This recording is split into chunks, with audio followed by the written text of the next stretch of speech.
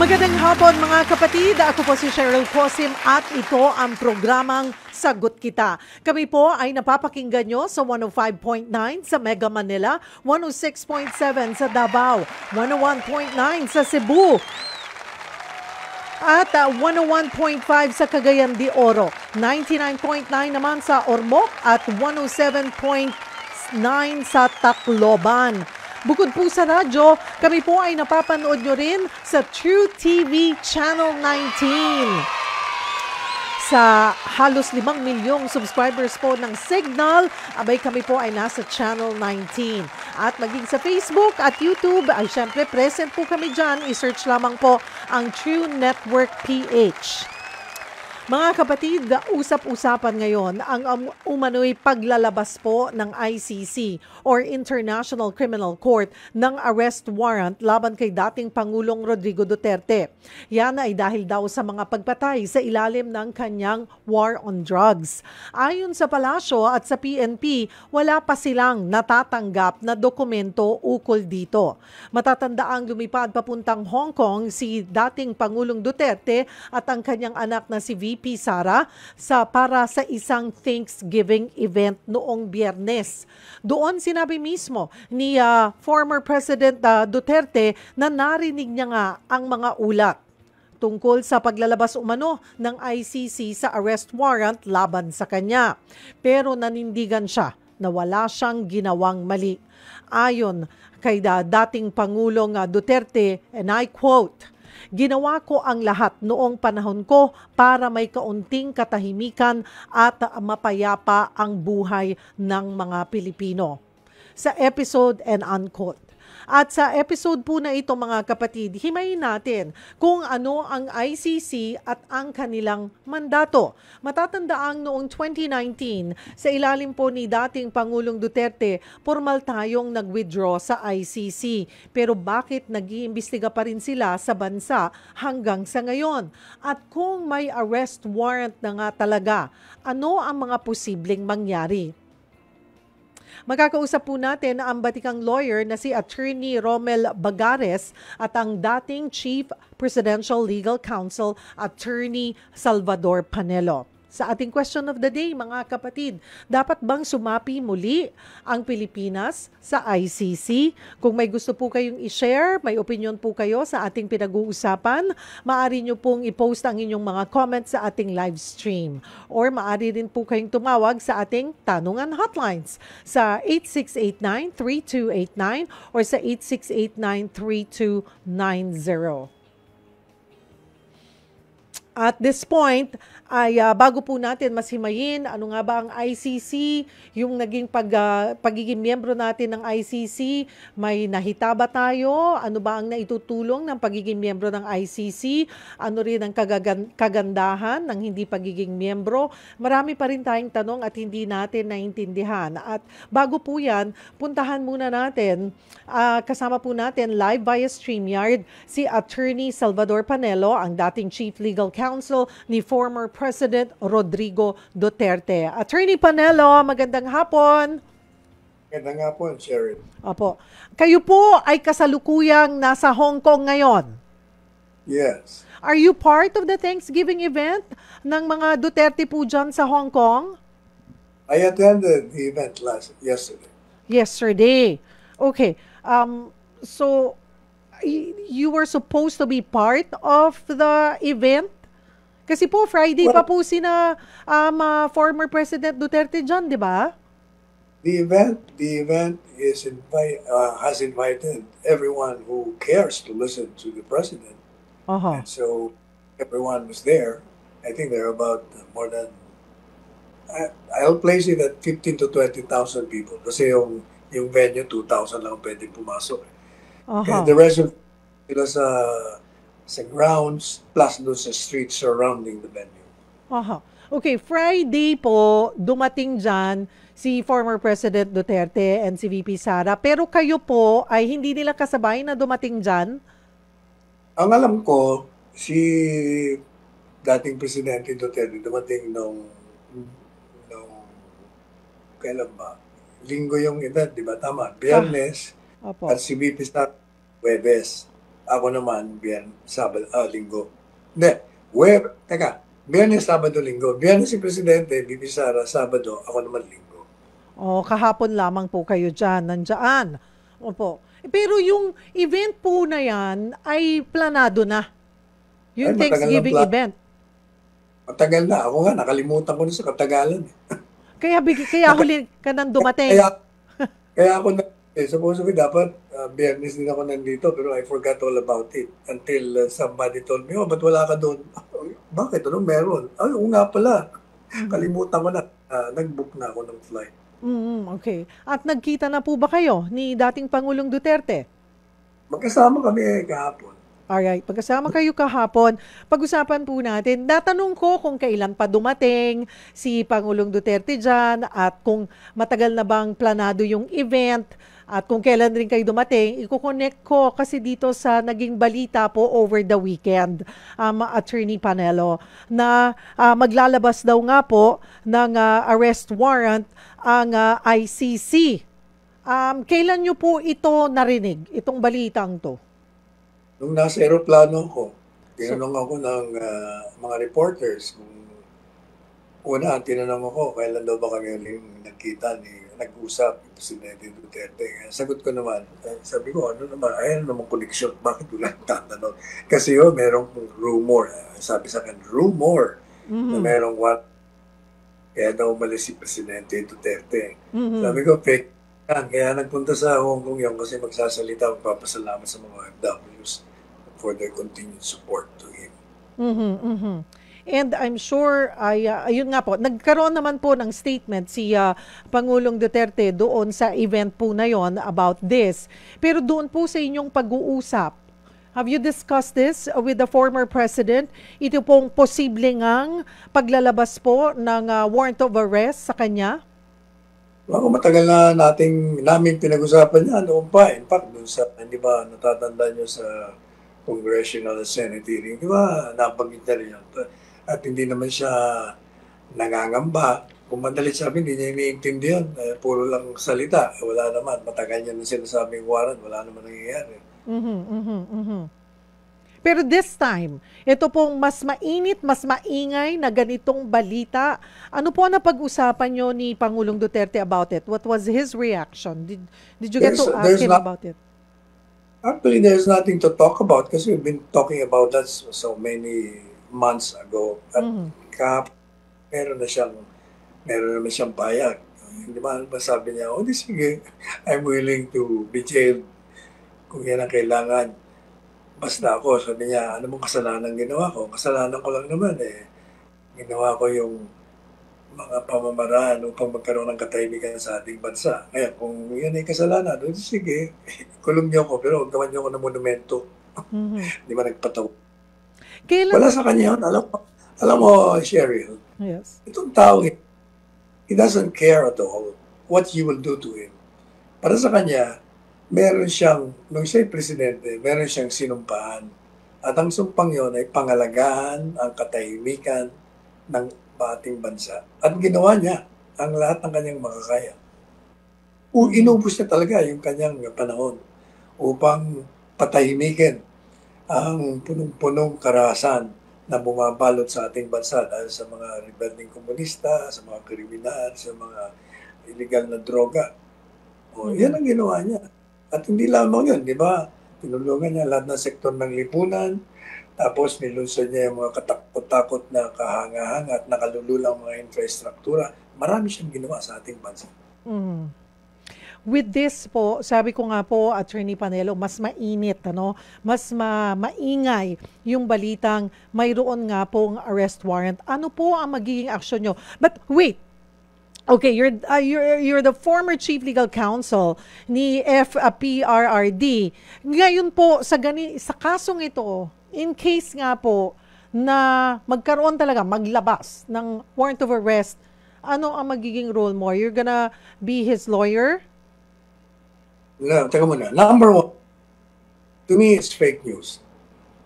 Bakit fake news? Unang-una, pati yung ICC, wala silang sinasabi na, nung tinanong sila, it was even non-committal. Wala silang initial. madali sabi, hindi nila kinonfirm. Yung Office of the Special Prosecutor, ganoon din. Wala rin. Yung gobyerno natin mismo, di ba, yung palasyo nagsalita, wala pa sila raw na, it has not been informed and it any copy of a warrant. Ang madalit sabi, puro spekulasyon, puro chismis. Pero kung sakali man nga pong totoo na ito this time, so far wala pa wala pa nagko-confirm. Kung meron nga po, paano ang magiging action po ng side ni former president? Dapat dyan, at tanong ano ba dapat ang gagawin ng gobyerno? Kung meron unang-una, ang gobyerno natin, paulit-ulit na sinasabi na walang jurisdiction ang ICC. Sa lahat ng mga ginawa ni Presidente Marcos Jr., yun ang pinakamatindi sa akin na binigyan ko siya ng suporta. Sapagkat tama yung kanyang linya, no jurisdiction. For many reasons. Dahil unang-una, gaya ng argumento ni Presidente Duterte, yung batas na lumikha dyan, hindi naman lumabas sa official gazette. At ang ating batas sibil, Kodigo Sibil, sinasabi na walang batas na pwedeng ipatupad at magkaroon ng halaga kung hindi ito nailathala. Kasi kailangan malaman ng tao kung ano yung mga kalakaran na maaaring gawin nila na magdudulot sa kanila ng panganib na sila'y makulong, magkaroon ng kaparusahan. Kaya dapat ipalathala mo yun. Sabi ni Presidente Duterte, sinuri ko yung Rome Statute na lumikha ng ICC. Wala sa record na nailathala. So kung hindi nailathala, ano ang buhay ng batas na yan? Wala. So walang jurisdiction. Ako naman, bilang Chief Presidential Legal Counsel, dahil yung mga abogado na sinasabing may jurisdiction kasi nagkaroon ng agreement at yun ay niratify na kahit daw hindi nailathala, ay hindi ka ako. Unang-una, tama si Presidente Duterte. Pero ako, kung yun lang ang problema nyo na may agreement at miyembro tayo, ako ang nagpayo sa Presidente. Sabi ko, di mag-withdraw. Yun lang palang pinag-uusapan. Ora mismo, gumawa ako ng memorandum at binasa ni Presidente. Pagkatapos, sinangayunan niya, pinirmahan niya, at nag-withdraw na tayo. Madaling sabi, pangalawang dahilan, nag-withdraw na tayo. Wala na jurisdiction. Ang sabi naman ng ICC, hindi, teka muna. Dahil naging miyembro kayo sa aming batas, kung nasimulan na namin ang preliminary investigation, bago kayo mag-withdraw, meron kayo yun na mag-cooperate. Alam mo, sagot ko sa kanila, tama ka, kung nag-umpisa kayo ng preliminary investigation bago nag-withdraw. Ang problema, nag-umpisa kayo 1 taon mahigit matapos mag-withdraw ang Pilipinas. So, nasa ng jurisdiction ninyo. Kaya tama, Presidente Marcos Jr., ang kanyang rason, isa lang. Umalis na kami dyan, wala kayong jurisdiction. Tama na yun. So, ang binigay ko siya yung dahilan, tama na yung isa. Wala, kahit tama siya. Kaya sabi niya, ang problema naman dyan sa administrasyon, itong Solicitor General at itong Secretary of Justice, paiba-iba sinasabi. Kinukontra pa nila ang Presidente Marcos Jr. Dahil sabi ni Presidente, walang jurisdiction, hindi tayo magkakooperate dyan. Ito naman dalawa. Sabi nila, pag humingi ng tulong, tutulungan natin kasi obligado tayo. Kaya pinunako ang dalawang yan. Sabi ko, mali kayo. Nilalaglag niyo ang Presidente nyo. Tama ang Presidente. Di ba? Sabi ni Presidente, kung matatanda mo, Cherry, we will not cooperate in whatever form, manner, or shape. Sabi niya yun, di ba? Pero itong Solicitor General, nag-file ng kung anong pleadings. Anong tawag mo doon? Pag nag-file ka ng pleadings doon sa sinasabi mo walang jurisdiction, you are admitting that it has jurisdiction over you. Otherwise, ba't ka nagpa-file? Di ba? Sabi, inulit na naman ng Presidente, wala, basta wala jurisdiction. Ang problema, ito na naman. Pag humingi sila ng kooperasyon, tutulong tayo kasi obligado tayo sa Interpol daw. Yes, opo. So, okay. Sabi, hindi tayo po pwede makahindi dahil sa Interpol. Teka muna. Ano ba ang Interpol? Ang Interpol ay ahensya lamang yan upang mapadali ang pag-aresto sa isang nagtatagong bilanggo o tumakas na bilanggo o kaya naman may isang mandamento de aresto ng isang tao sa isang bansa. Kaya ang trabaho niyan, dahil meron silang organization, may network sila ng iba't ibang bansa, nag-share sila ng impormasyon. Madali sabi, yung Interpol sa isang bansa, nagsabi, oy, nandito yung hinahanap ng isang miyembro natin. O, i-share naman ngayon doon. O, yung hinahanap yun nandun. O, madali sabi, yun lang ang trabaho nila. Hindi sila mag-aaresto. Wala silang kapangyarihan, gano'n.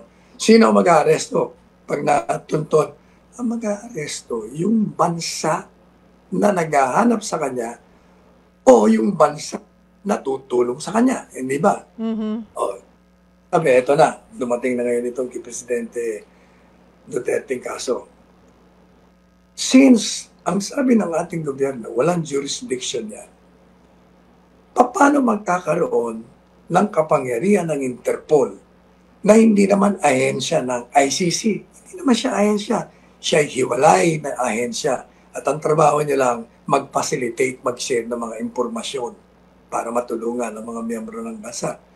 So, anong kaugnayan mo sa ICC? Pangalawa, pagpalagay mo na siya, kasi yung iba sinasabi, enforcement agency ng ICC yan, yun ang magpapatupad ng Yes. Okay, pagpalagay na natin na siya ay enforcement agency. So pag sinabi mong enforcement agency, agent siya ng principal.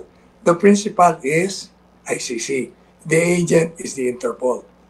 Kung ang posisyon ng gobyerno ay walang jurisdiction, ang principal na ICC, paano naman magkakaroon ng kapangyarihan at may kapangyarihan mag-aresto ang isang ahente lamang ng ICC? Wala nga jurisdiction sa principal. Sige nga, sagutin nga nila yung aking tanong na yan. How can an agent be authorized to enforce an order issued by a principal that has no jurisdiction over the person being arrested in a country that is not a member of the principal organization? Sige nga. Di ba ba yun? So, ngayon, anong resulta? Ang posisyon ko dyan, Cheryl, if the government or any of its officials cooperate or assist in the illegal warrant of arrest issued by an institution which has no jurisdiction over this country to arrest a Filipino citizen, particularly President Duterte, then this government and its officials will be violating the Constitution. And those who ordered, as well as those who effect the arrest, will be criminally liable. And if it's the president who ordered the assistance, the cooperation, or the arrest of former President Marcos Jr., that president will be liable criminally as well as administratively. Meaning, yung gagawin niya, Cheryl, ay isang pagsasaligang batas at yun ay matatawag na culpable violation of the Constitution and it's a betrayal of the public trust reposed on him. Bakit betrayal? Sapagkat ang trabaho ng isang presidente ay pangalagaan mo at bigyan mo proteksyon ang isang bayanan. Hindi mo gagawin niya kung mag-a-assist ka na sinusuko mo ang kasarila. Bakit sinusuko mo? Ikaw ay isang malayang lipunan, malayang gobyerno, malayang bansa. You have your own legal system. You have your own territorial integrity, your sovereignty. Why are you going to subject yourself to a foreign entity which has even no jurisdiction over your country? Hindi ba sinusuko mo yun?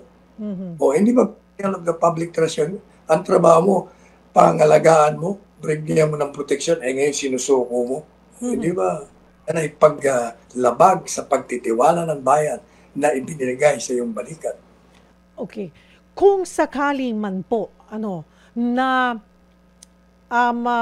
mayroon ngang warrant of arrest, may gawing aksyon pa rin ang pamahalaan kahit na nga po sabi nyo ay sinabi na ni Pangulong Bongbong Marcos, sinabi niya na noon na wala silang jurisdiction sa atin. Itong isyong to, saan nyo po, paano didepensahan yung karapatan ni former President Duterte sa ating Korte Suprema? Consistent with my position, this government should be the one to protect this Filipino citizen, Rodrigo Roa Duterte. Dapat magbigay ng proteksyon. Sa pag hindi nila binigyan ng proteksyon, sila ang lumalabag sa batas, sila ang uusigin ng taong bayan. So, with this po, ay napag-usapan nyo ba paano nyo paghahandaan sakali man, I mean worst case scenario? Hindi na kailangan paganda, di ba nagsalita na siya kahapon? Kung gusto nyo ako, di bahala kayo. Basta ako, ang kasalanan ko ay pangalagaan ang katahimikan ng bansa. Pero po, as a legal expert, Attorney Panelo, ano po ang inyong advice kay legal expert, lawyer din naman si former president, pero kayo po, ano ang inyong advice din sa kanya? Ako, gaya ng pag-uusap namin, walang jurisdiction niya kahit anong gagawin. Walang jurisdiction. Hindi valid ang magiging arrest. So, illegal. Wala kang dapat gawin. Illegal eh. Siguro, ang pwedeng tanongin mo, pwede ba pumasok ang Korte Suprema? Yes. Kung, ang Korte Suprema, pag may naghahain ng petisyon na pigilin kung merong pagtatangkang ginagawa, ngayon wala naman eh. So, nang didemanda mo, there's nothing to do. Because puro spekulasyon, puro rumor, wala namang ginagawa ang gobyerno. At sinasabi nga ng proteksyon. Sige, anong ipipigil mo? Ano ipapal mo petisyon? Didismiss ka. Kailan po ang balik nyo, Attorney Panelo?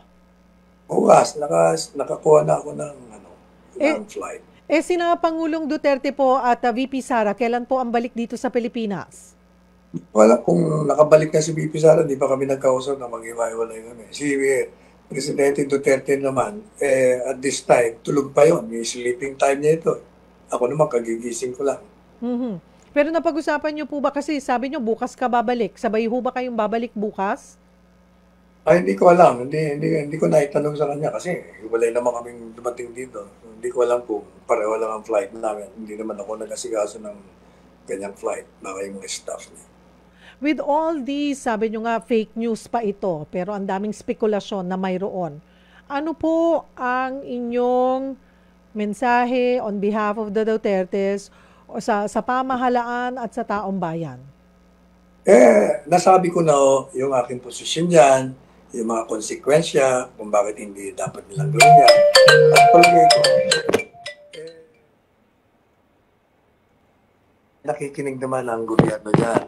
Opo. At alam na yung gagawin nilang kung totoo man na sila ay mag-aaresto, magko-cooperate, alam nilang may nilalabag sila.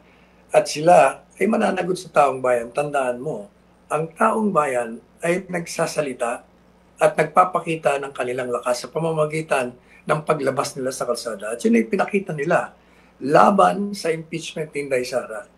Mahigit sa 1.8 million ang pumunta sa Luneta, another million sa Bacolod, Pagadian, Iloilo, Cebu, Davao. Yang mga taong yan, napakalaking grupo yan. At pag yan, nag-react naman dito sa ginagawa ng Presidente Duterte, may problema tayong malaki. Magkakaroon na naman tayo ng political upheaval na ayaw natin. Sapagkat yung mga political upheaval na nangyayari sa ating bansa, yan ang nagiging dahilan kung bakit hindi tayo makaangat. Hindi tayo magkaroon ng development kasi palaging bumabalik tayo sa zero eh. Uumpisa naman natin. Kaya nga, alam mo, Cheryl, maniwala ka, hindi ang palaging pinagdarasal ko gabi-gabi. Kung maaari lang, bigyan ng kaliwanagan or enlightenment ang mga namumuno ng bansa na kung maaari lang, just follow what the law says. Just be faithful to their oath of office at wala tayong gulo. Marami pong salamat sa inyong oras, Attorney Salvador Panelo, dating Presidential Chief Legal Counsel. Magandang hapon po sa inyo. Thank you. Salamat, Sherry. Mga kapatid, oras po natin, 4:31 ng hapon. Mamaya, himayin nga natin itong issue na ito kasama po ang isang batikang abogado. Mag-comment po kayo sa ating live stream, sa ating pinag-uusapan. Get involved mga kapatid. Ano ba ang inyong opinion on this? Maaari po kayo mag-post sa live stream o tumawag sa ating tanungan hotlines. Oras po natin, 4:31. Wag po kayong bibitiw. Magbabalik ang programang Sagot Kita.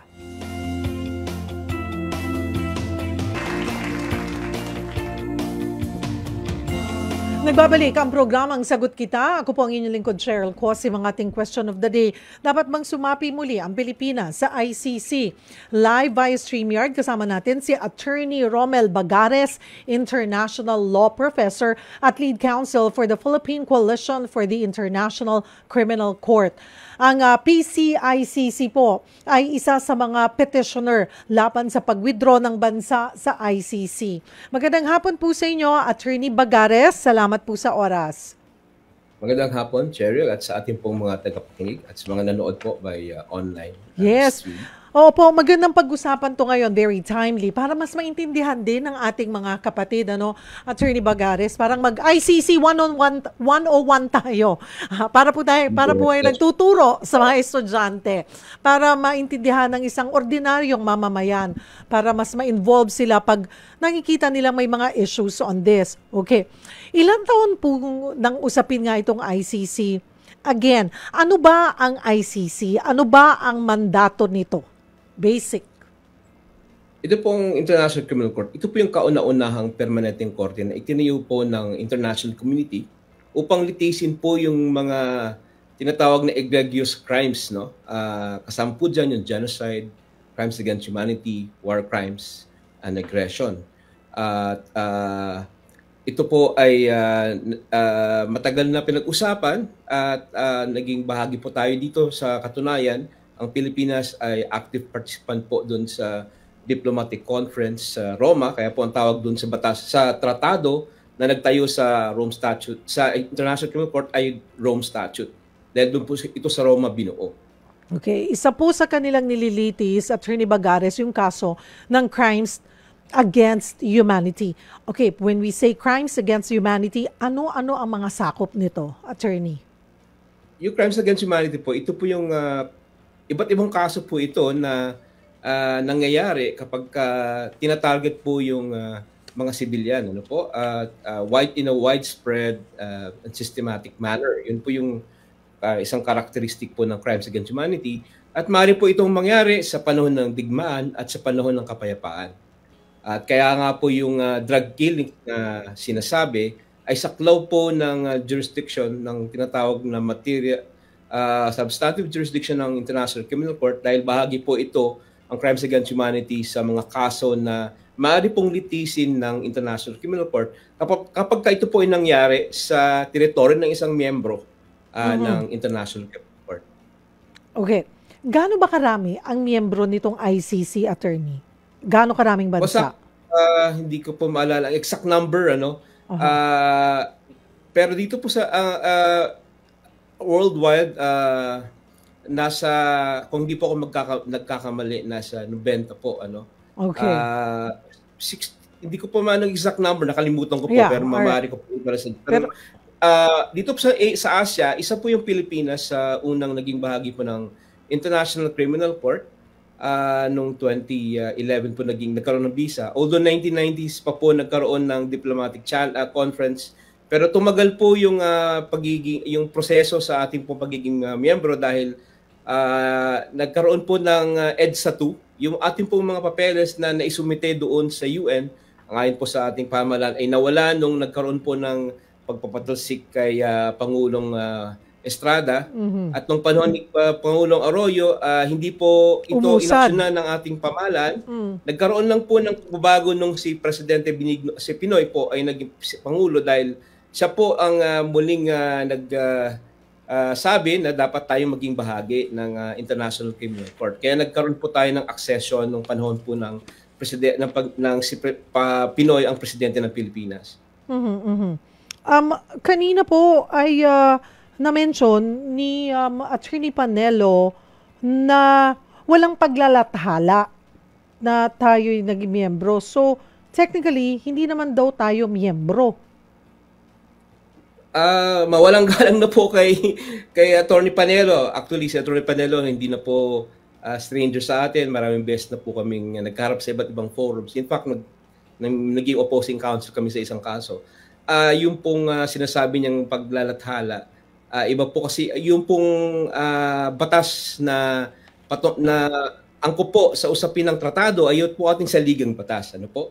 At ayon po sa ating saligang batas, nagiging bahagi po ang isang international treaty kapag ito po ay sinang-ayunan ng ating Senado, meron pong 2/3 vote. At yun po ang nangyari sa Rome Statute. Ano po? Nagkaroon po ng 2/3 vote. Naging bahagi po siya ng ating batas. Dahil kaya po tayo naging kasapi ng Rome Statute dahil ang requirement lamang po ng ating saligang batas patungkol po ito sa treaties ayon po sa ating 1987 Charter is the concurrence of the Senate. Ano? So ang presidente nag-ratify, si President Aquino, and it was concurred by the Senate. President Aquino, no? It was concurred by by the Senate with the appropriate number required by the Constitution. Kaya yun lang po yung requirement, ano po? And that is equivalent to a publication. And according also to the statute itself, one of the requirements is that it should be sent to the UN Secretary General. And that's the accession papers, and that was duly sent to the UN Secretary General, for which reason we became a party. Kasi kung hindi po nangyari yun, hindi po tayo magiging party po ng ICC. So meron pong sapat na meet po yung requirement kung paano po tayo maging miyembro ng International Criminal Court ayon sa ating saligang batas. Okay. Ngayon din po, Attorney Bagares, ay usapin na ano ba, may jurisdiction nga ba ang ICC ukol sa pag-iimbestigang ito sa war on drugs ni Pangulong Duterte? Dahil nag-withdraw nga tayo. Mayroon pong dalawang korte na nagsabi na meron po. Una-una yung ating Supreme Court.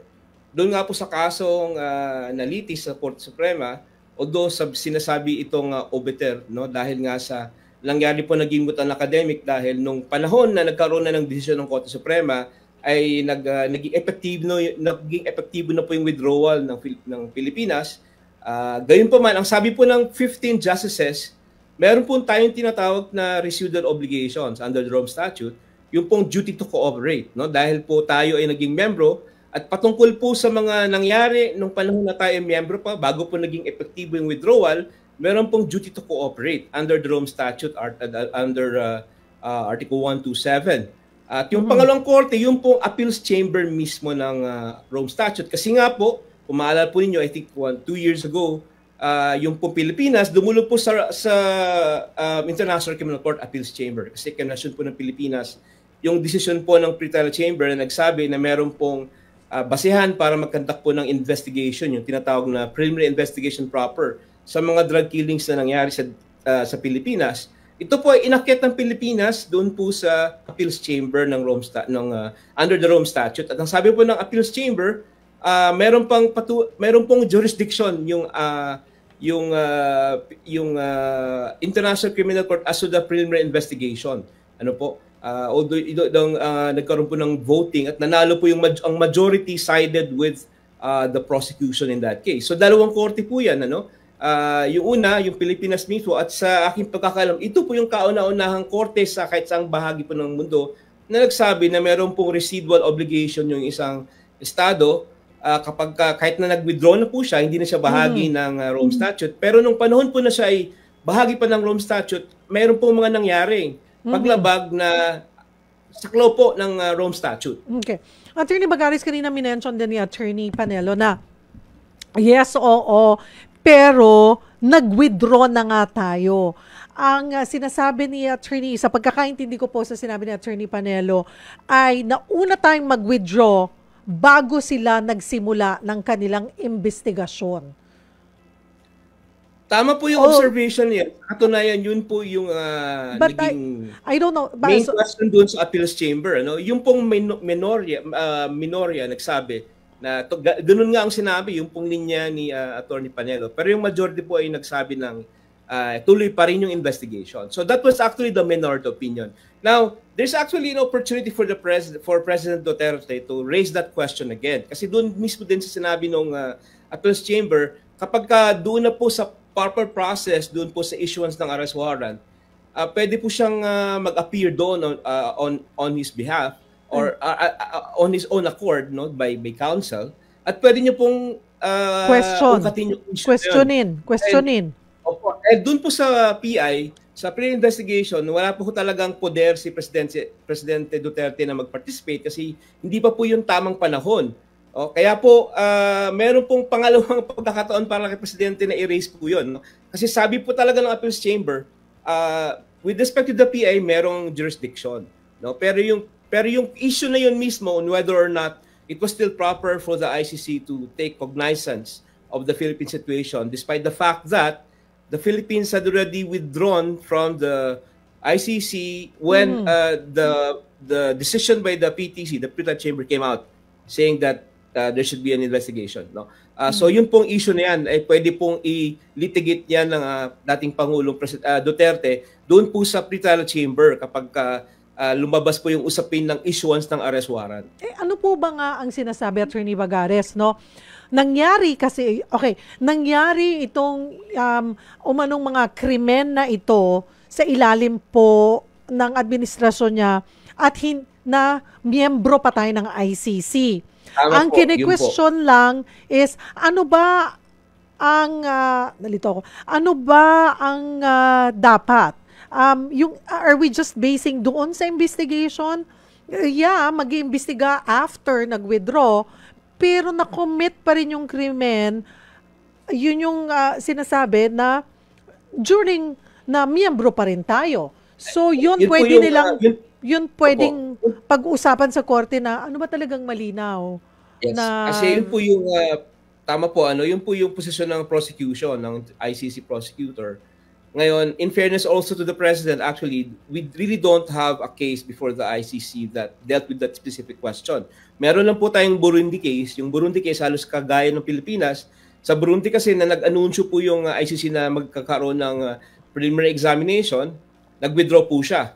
At bago po mag-take effect yung withdrawal, nagkaroon po ng ruling yung pretrial chamber na merong basehan yung pagkakaroon ng tinatawag na preliminary investigation proper. No? So yun po yung kaso natin, yun po yung decision na available to us. Wala pa pong decision yung appeals chamber on the question of whether an investigation can still proceed despite the fact that the withdrawal had taken effect before the ruling by the PTC of that there is a basis to conduct a preliminary investigation. Wala pa po tayong ganon. Ang meron lamang po tayo, yung ating pong Korte Suprema, yung pong sa kaso na kung saan po tayo naging bahagi, sabi ng Korte Suprema doon na mayroong residual obligation to cooperate even at the stage of preliminary examination, hindi pa sa PI. Kasi yung PI yun mismo yung dinisisyonan po ng preliminary investigation. So that's really a novel question.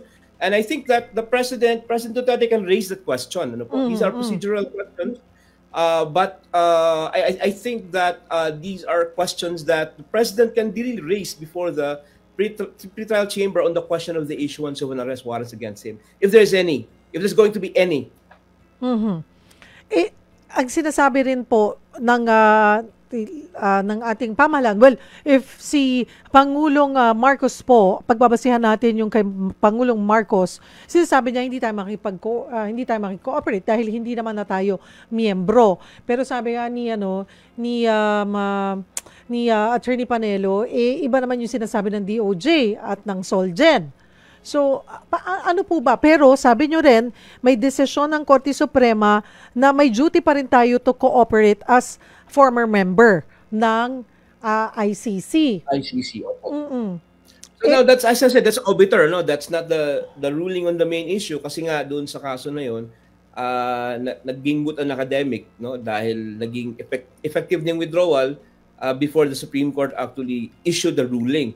Now, ano po yung sabihin ng obiter na yan? No? Kasi doon sa obiter 15-0, wala pong kahit isang maestrado na nagsabi ng taliwas doon sa obiter. No? Sa international po kasi, hindi po kinikilala yung obiter. No?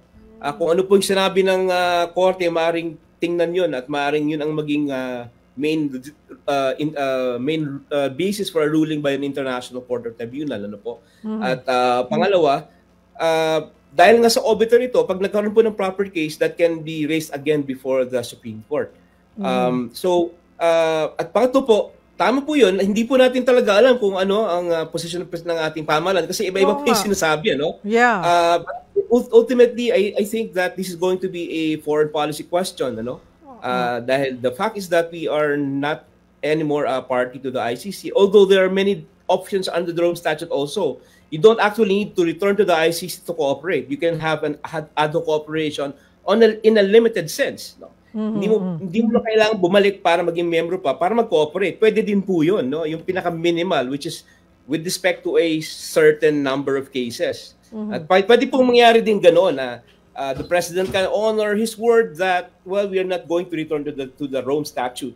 But the government can still cooperate with respect to a limited number of cases. And that's an ad hoc cooperation, and that's allowed by the rules under the Rome Statute.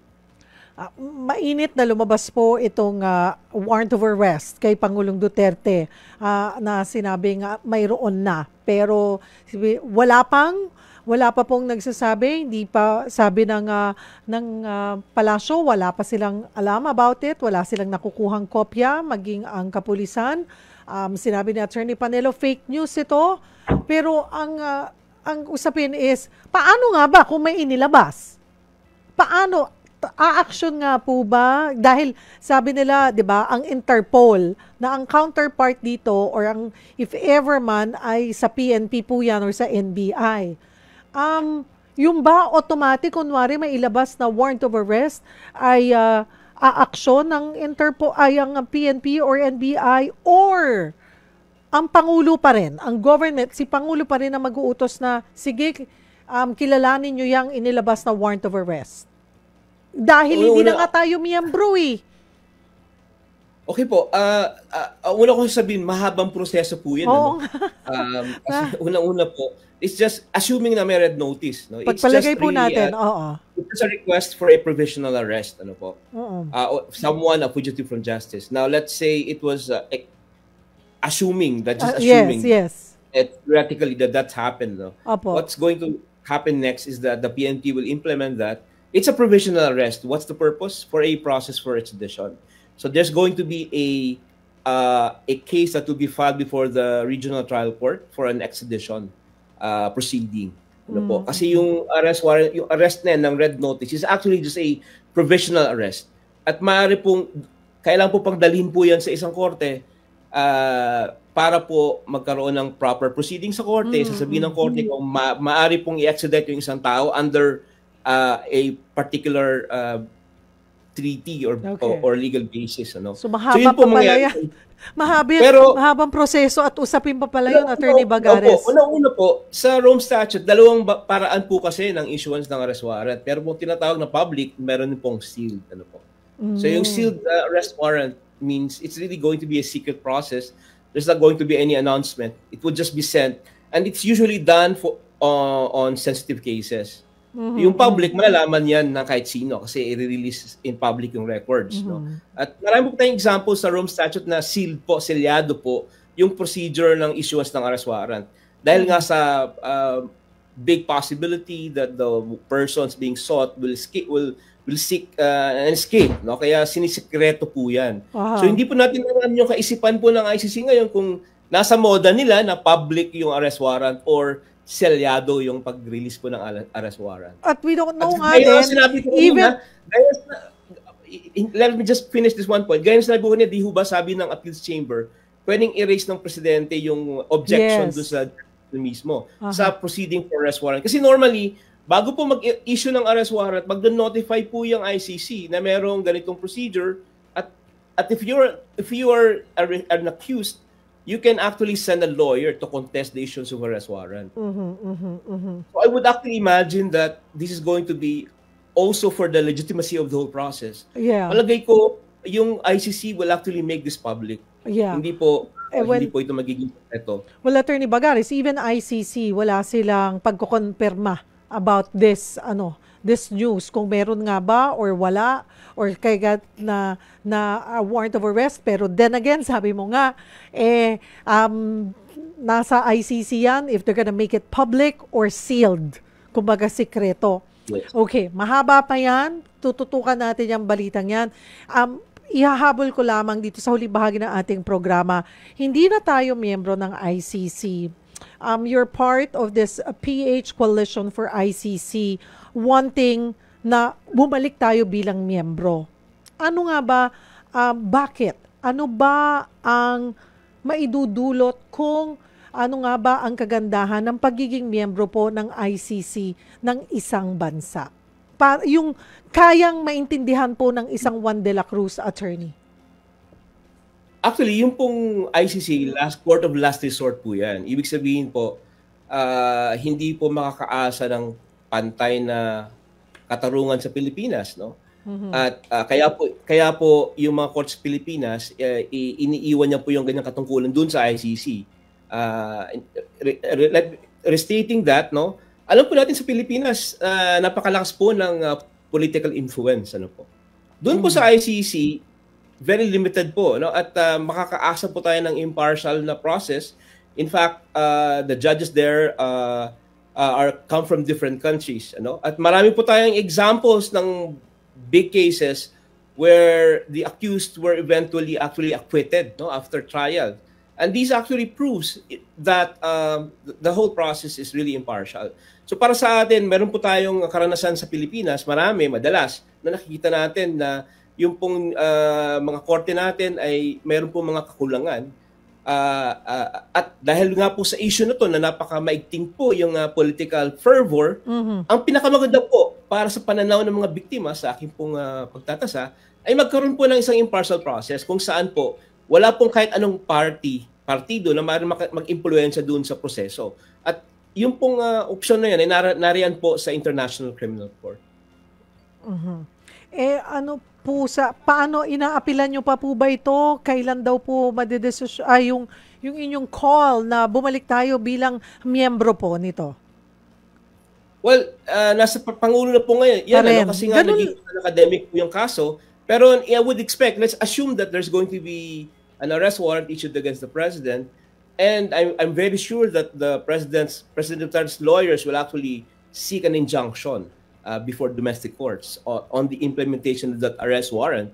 I would expect that that question actually will be brought back to the Supreme Court on whether we really do have a residual obligation to cooperate with the ICC, despite the fact that we have already withdrawn from the Rome Statute.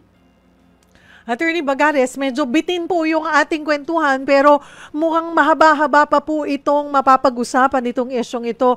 I think it's good that it's best that we'll have a part 2 of this episode para mas klaro, 'di ba? Kasi we want the Filipinos to get involved, maintindihan nila ano nga ba yung kagandahan or advantages and disadvantages of being a member.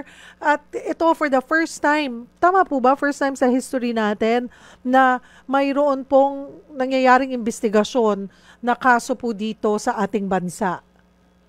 First time po na meron pong international body, no? Kasi meron na po tayong trials before on big crimes, no? After the war, where war criminals were tried and convicted by the Philippine courts, no? Pero ito kauna-unahan na an International Criminal Tribunal is looking at the Philippine situation, in this case the drug killings po. Yan po.